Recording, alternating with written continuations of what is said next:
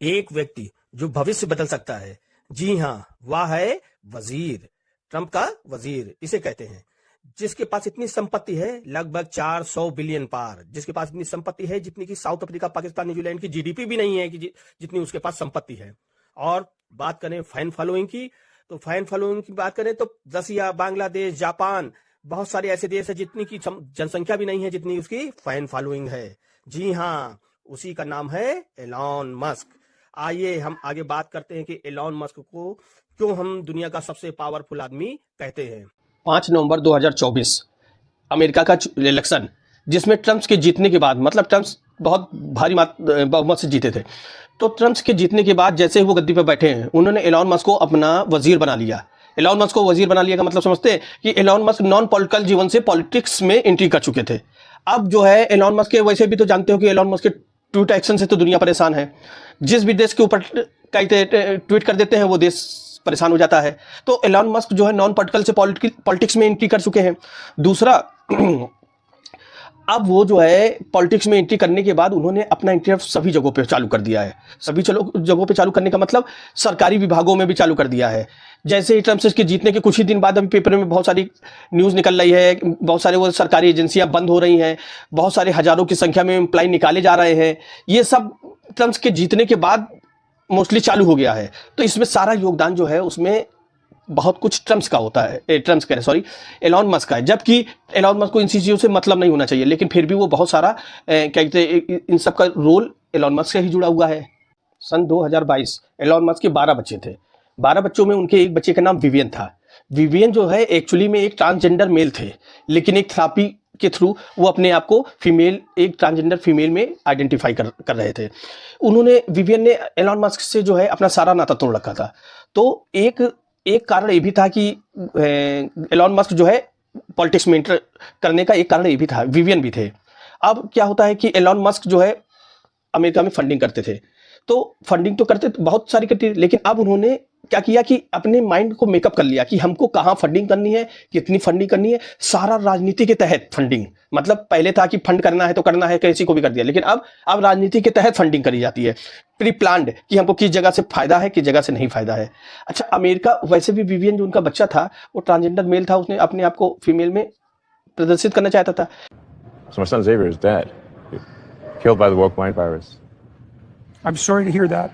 लेकिन वैसे भी अमेरिका का राइट विंग्स जो है वो केवल 2 ही जेंडर को मानता है, मेल और फीमेल। तीसरा वो कोई जेंडर को नहीं मानता है। ये तो ट्रंप ने एक कहते स्पीच में भी बोला था कि अमेरिका केवल 2 ही कहते जेंडर को मानता है। It will henceforth be the official policy of the United States government that there are only 2 genders, male and female.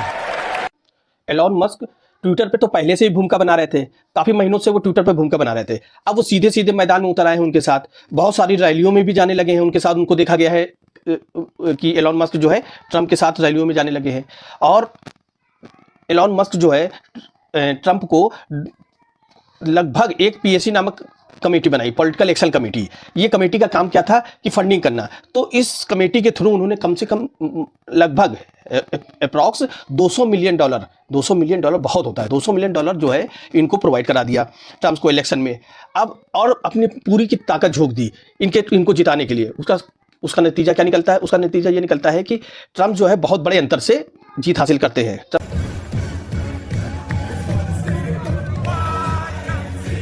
बहुत बड़े। अब इसका सीधा फायदा किसको मिलता है? एलॉन मस्क को। उनको जो है गवर्नमेंट में एंट्री का मौका मिल जाता है। उनको गवर्नमेंट में एंट्री का इसलिए मौका मिलता है, भाई आप हमारे साथ एक ताली दोनों हाथ से बजती नहीं है, एक हाथ से बजती नहीं, दोनों हाथ से बजती है। तो अब हमने कुछ किया तो तुम्हें भी कुछ करना पड़ेगा। तो इसमें इसके बिहाफ पे ट्रंप ने क्या किया? ट्रंप ने उनको डॉज नामक एक क्या कहते हैं अमेरिका में एजेंसी है, उसका जो मेन सर्वे सर्वा इनको घोषित कर दिया। अब मेन सर्वे सर्वा घोषित करने का मतलब डॉस कंपनी जो है उसका पूरा जो है इनके ऊपर पूरा इन्हीं के पास पावर दे दी गई। I just want to say thank you for making it happen. Thank you.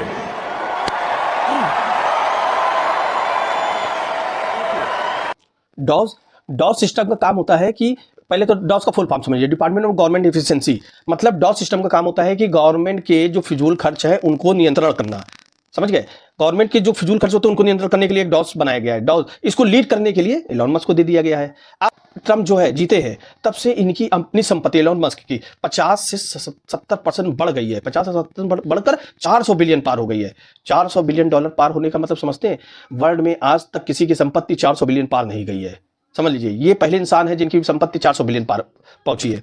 और दूसरा कि हर आदमी की दो कमजोरी होती है, पैसा और पावर। पैसा और पावर का मतलब एलन मस्क के पास पैसा तो बहुत हो गया, बढ़कर जब सबसे रिचेस्ट आदमी हो गया तो पैसा तो बहुत हो जाएगा। अब आती है बात पावर की। पावर में इन्होंने क्या किया? इन्होंने जो है कंट्रोल चालू किया है। अमेरिका की गवर्नमेंट संस्थाओं में कंट्रोल चालू किया। सालों से इनके लोग इन्वेस्टिगेट कर रहे थे गवर्नमेंट संस्थाओं में। इन्होंने सबसे पहले ट्रेजरी पे अपना कब्जा चालू किया, ट्रेजरी में इंटरफेयर चालू किया, यूएस एड में इंटरफेयर चालू किया।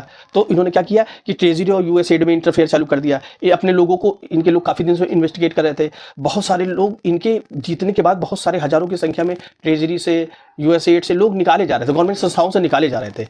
तो निकाले जा रहे थे और इनका कंट्रोल ट्रेजरी और यूएस एड पे चालू हो गया। यहाँ तक कि कुछ जजों ने तो इनको, एलन मस्क को, वो प्रोटोकॉल और रूल फॉलो करने के लिए बोला। तो वहीं पर इन्होंने जजों को निकालने के लिए बोला था कि बताइए, जब कोई जज आपको, किसी देश का जज blocking Elon Musk's Department of Government Efficiency from accessing the highly sensitive data on millions of government employees. बोलता है कि रूल और प्रोटोकॉल फॉलो करो, तो आप प्रोटोकॉल फॉलो करने की बजाय उनको कहते हैं कि निकाला जाए। इन्होंने पूरी राजनीति में चेंज ला दिया। अमेरिका की राजनीति तो छोड़ो, और दूसरे देशों में चेंज ले आए हैं। आप ये समझिए, इन्होंने दूसरे कनाडा का जो कहते राष्ट्रपति थे जस्टिन ट्रूडो, वो रेजिग्नेशन उन्होंने दिया। रेजिग्नेशन के पहले ही ट्रंप का उनके ऊपर बहुत सारा दबाव था, ट्रंप और एलन मस्क का। और सोचिए आप की कहते हैं जस्टिन ट्रूडो ने रेजिग्नेशन दिया है, उसके बाद इन्होंने, एलन मस्क ने उनको बहुत उल्टा सीधा बोला। जस्टिन ट्रूडो को बहुत गंदे शब्दों का इस्तेमाल किया। कनाडा के बाद फिर जर्मनी का नंबर आ जाता है, वहाँ पर भी एलन मस्क का इंटरफेयर चालू हो गया। एलन मस्क की नज़र बहुत से देशों पर होगी, हो सकता हो कि कभी इंडिया पे भी टेढ़ी हो जाए। एक्चुअली में क्या है कि इंडिया जो है स्टारलिंक और टेस्ला जैसी बहुत बड़ी मार्केट है, तो इसलिए वो अपना कोई भी बिजनेसमैन या कोई भी बहुत समझदार आदमी कोई अपना नुकसान करके कुछ नहीं, कोई काम ऐसा नहीं करेगा जिससे कि उसका नुकसान हो। तो इंडिया में टेस्ला और स्टारलिंक की बहुत बड़ी मार्केट है, तो इसलिए वो अपना नुकसान करेगा। लेकिन ऐसा भी नहीं है कि उसकी नज़र टेढ़ी नहीं हो सकती है। जैसे कनाडा और जर्मनी पे उसने एक्स पे लिखा, कभी हो सकता हो कि इंडिया के भी विरोध में, अगेंस्ट में एक्स पर कुछ लिख दे, क्योंकि उसका एक्स पर लिखना ही बहुत बड़ी बात होती है। तो एक्स पे अगर उसने लिख दिया इंडिया के खिलाफ, तो इंडिया क्या करेगा? बहुत ज़्यादा आप क्या कर सकते हो? आप बैन कर दोगे एक्स को इंडिया में, तो इसके अगेंस्ट भी वो कुछ ना कुछ करेगा। ऐसा तो नहीं है कि फिर वो चुप बैठेगा, बहुत पावरफुल आदमी है। तो इसलिए इंडिया में मोदी जी को और गृह मंत्री जी को, दोनों लोगों को ट्रंप से और एलन मस्क से बहुत सोच समझ कर संबंध बनाए रखना है, और ऐसा संबंध बनाए रखना ताकि हमारे देश का कोई नुकसान ना हो। तो मोदी जी की तो बहुत प्रयास करते हैं कि संबंध बना रहे। तो अब इंडिया को अमेरिका के राष्ट्रपति और अमेरिका के वजीर एलन मस्क से संभल कर रहना पड़ेगा।